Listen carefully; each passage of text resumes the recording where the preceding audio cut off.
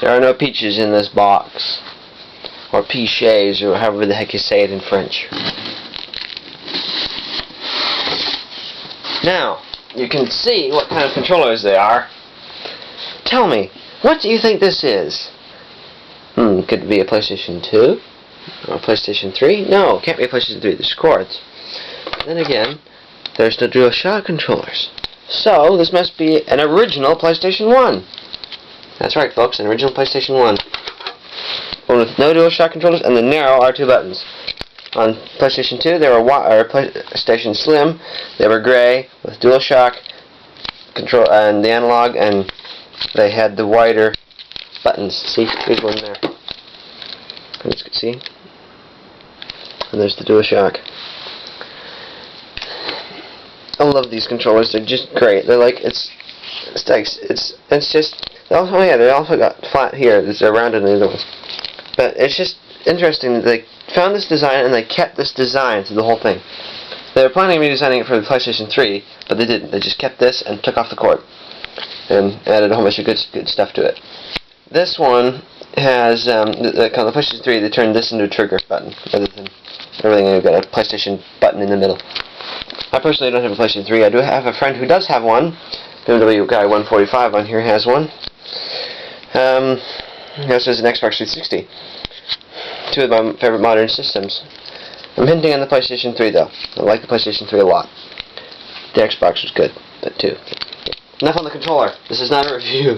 We got another controller here, which is a color. I'm not going to take off the controller, but it's got one of those aftermarket ones. It's got the weird directional panel and the grip thingies. This was made by Game Pack, and it's got one of those weird little repeat buttons. If you hold down the X button, it constantly taps it for you or something. I never really did use that very much. We've got the original cords for the PlayStation 1 original. The original cords for the PS1 Slim. The AC cord for the PS1 original. Power pack for the PS1 Slim. The original memory card. This is one we bought when we bought the PlayStation 1. This is not a Sony one. This is just a standard aftermarket. We had a blue one, and we had it was a gray one, and we had a red one. Or it was either a green one or a red one. I can't remember. The green one died. The red one is still living on. This is the PlayStation 1. This isn't something we bought when it was new. I bought this about 3 weeks ago for $10. It came with two controllers, the AC cord and the AV cords. Didn't come with any games, but that's okay. It didn't even come with a memory card. There's a date down there on the bottom, January 1997. This is a different model. This is the SCPH 1001, which means you got this parallel port, the serial I/O port, and the video and the audio plugs in RCA, as well as the RFU DC output, so you can plug one of those camera cord thingies on it. And then you've got the AC plug. This one obviously has the inboard power supply. It's very big and beefy. I like this style a lot more than I like the modern one. So this one's my main PlayStation 1 console. They've even got grills on it. It's sort of hidden, but they've got lots of air grills. This looks big and gigantic and mean compared to this thing that really doesn't constitute as really anything. This one's from 2001. It's the PS1. We bought this back in 2001. Unfortunately, we went through two of these. The first one would not play our game. It was Blasto, and we didn't realize it was one of the ones that was not compatible with this system. You've got irregular gray laser parts with the black and everything. And the ball, they were changing the ball bearing things. A lot of problems would happen is you'd lose them on both this one and the original one. All PlayStation 1s have two little circles here and here. You can sort of see them on this. This one gives you the date, so you can figure out how old it is. So whichever one, there's one that usually has dots in it. There's two of them that actually usually have dots, and there's the other one. And it'll tell you the month and the year. This is 2001. Because on the bottom, if you look, it says there's a date code, and it's 1C. This one's 1C anyway. Your Spogoli has a different one if you've got one. They're really downsized, and you only got the AV output and the power supply. Tisk tisk. You could, on the other hand, buy a thing that was like a little. It was the same shape and size as this one, and it would just attach onto the back, and you could play games without needing the TV set. I'm a console guy. I don't like handheld games. I'd have a Game Boy. I'd have an original Game Boy from '89, but I wouldn't have anything really other than that. I like my good old-fashioned console games. Handheld just doesn't do it for me.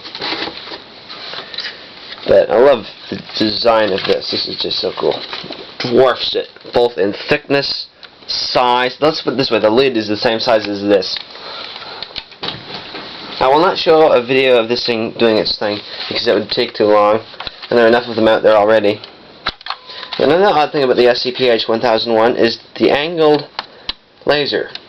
Now, there was a big issue with these PlayStation 1s, was that they used plastic laser parts which would wear out. Like a couple of years down the road, they wouldn't work anymore.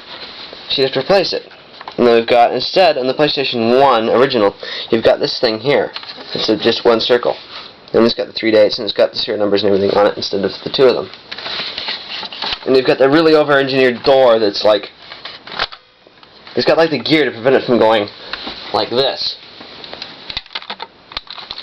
It's like a soft eject for a cassette deck, but it's not. Nice meaty clunk there. And it's got fiber instead of rubber there. I'll show you the games that I got for it. Driver 2. It's got a crack in it because I stepped on it once. Back when we got it, unfortunately. This one had the manual somewhere, but the game discs are good. Most of us remember that. Hello! See me on the camera? It's got disc 2. I almost beat that game too.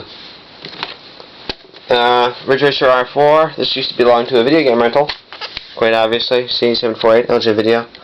Unfortunately, they're going out of business. They lost a lot of valuable customers when they sold the business. And their strict standards on employees was, well, it was good. It was a good way to do business. They treated their customers like gold. They went there quite frequently up until the business changed hands. There's the other game. I even left a sticker telling me how bad the disc was. Had them on all the games. This is probably the longest game for the PlayStation 1. 4 discs. This was created by Sony. They never did make Legend of the Dragoon 2. This is my all-time favorite game for the PlayStation 1 because it's long. It's the only one that's like the proper length for a video game. It goes on and on and on and on and on. Just when you think it's done. So, not. Good thing was we beat the game long ago, and I can remember most of what we had to do. The R's are from the previous owner, who we are no longer in contact with. HBO Boxing. I used to play that one a lot, but I don't anymore. Sledstorm. This game is a box set for some of the greatest hit things that were coming out. I like this game too. I beat it as well. Still in good shape. Knockout Kings 2000. This one's really dusty because it's not been used for a long time. PGA 18. This is from LG Video. The cover is long gone. Crusaders. This is another one owned by the other person who owned Legend of Dragoon and that thing. Might and Magic. Never really got into that game. The original Crash Bandicoot. I'm not quite sure what happened to the book. I'm sure it's around here somewhere. This one also used to belong to LG Video. We never did get Crash Bandicoot 2. I just wanted that game. Okay, NASCAR Rumble. The case is around here somewhere. It's usually in the machine, so don't worry about that. Hot Wheels Turbo Racing. This one still has the sticker and the number. Another LJ Videos thing. Another book missing. NASCAR Heat. Bought it new. I like this game too. Did a couple tournaments. I almost beat this game. I'm like one race away from completing the whole freaking thing. RC to go. This one came from LJ Videos as well. It's sort of a weird perspective too. It's not like from behind the back of the car. It's like from a fixed point. And the Italian Job, based on the original game, or not the original game, the original show, the movie, or whatever the heck. It's a really good game as well. Nice and long. Abe's Odyssey. Lots of snappy comebacks in this one. We also have downstairs Oddworld Abe's Exodus, which is a 2-disc game, and a Crash Team Racing and a couple other ones. But that's my personal PlayStation 1. The other games are downstairs because we can use them on the PlayStation 2.